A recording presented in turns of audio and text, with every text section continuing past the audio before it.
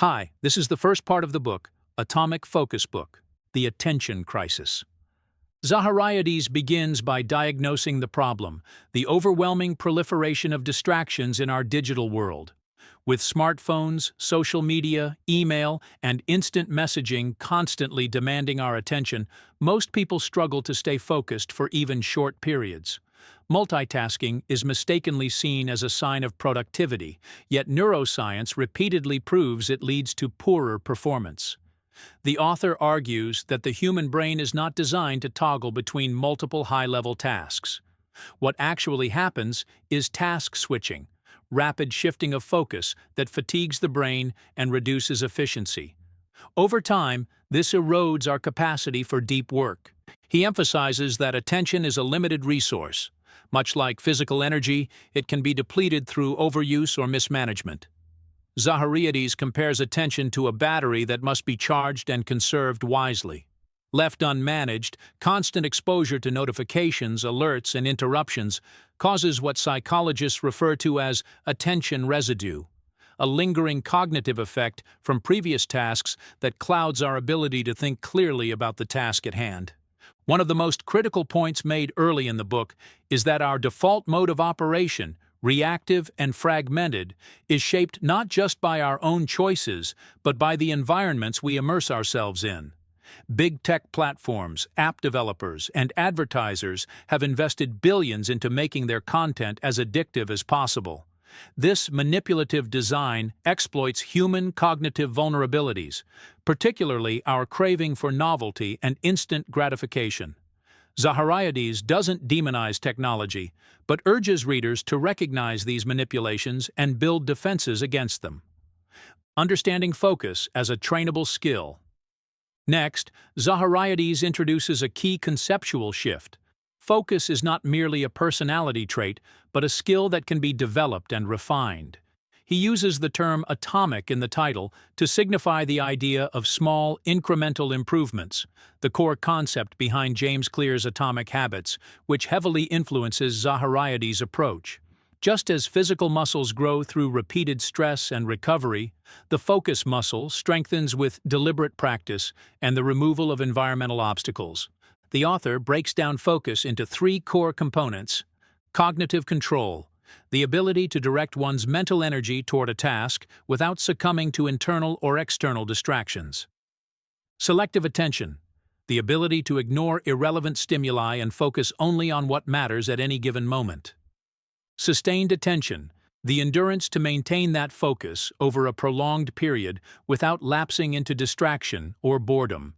He cites scientific studies on attention span and cognitive fatigue to support the view that these faculties are highly plastic. They change based on how we use them.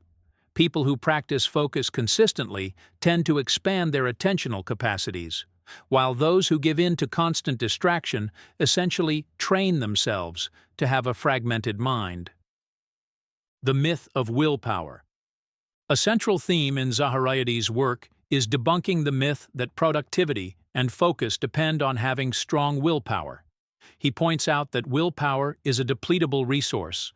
People tend to rely on it early in the day when energy is high, but as decisions, stressors, and distractions mount, it gets exhausted. Therefore, building systems, habits, and rituals that reduce the need for moment-to-moment willpower is a much more sustainable strategy.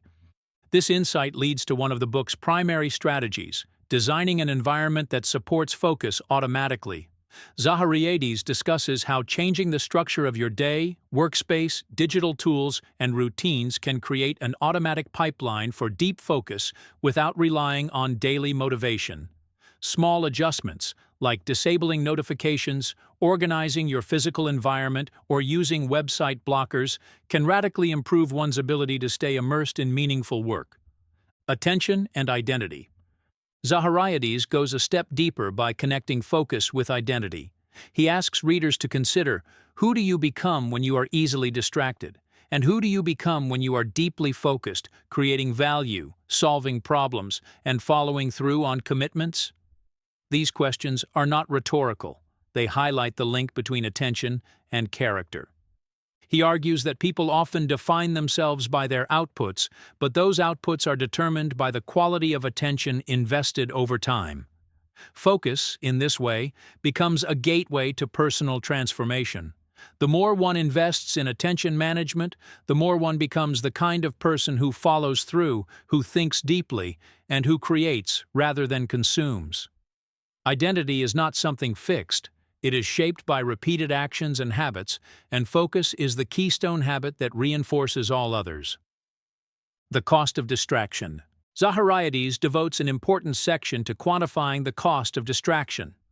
On the surface, a single check of a text message might feel harmless, but studies show it can take up to 23 minutes to fully reorient to a deep task after an interruption.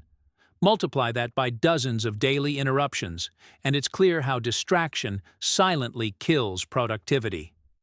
He also discusses the emotional toll: frustration, guilt, stress, and the nagging sense of always being behind. Distraction corrodes not only time, but also self-trust. When we promise ourselves we'll stay focused and fail repeatedly, we begin to doubt our own integrity. This leads to a loop of decreased self-esteem and reduced ambition. Over time, people settle into lives of reaction and mediocrity, not because they lack intelligence or ambition, but because they've lost command over their attention. The value of deep work. Echoing Cal Newport's concept of deep work, Zahariades explains that the most valuable tasks in today's economy, problem-solving, writing, designing, strategizing, require uninterrupted cognitive immersion. This is what he refers to as high-leverage work, tasks that produce exponential results. In contrast, shallow work, email, status updates, administrative chores, consumes time but delivers little long-term value. Zahariades urges readers to prioritize deep work and protect it fiercely. This involves blocking out chunks of time for focused effort and treating that time as sacred. He encourages a shift in mindset. Rather than measuring productivity by how many tasks are completed, we should evaluate it based on how much meaningful progress is made on important work. Thank you for listening. Please stay tuned for next upcoming part of this book.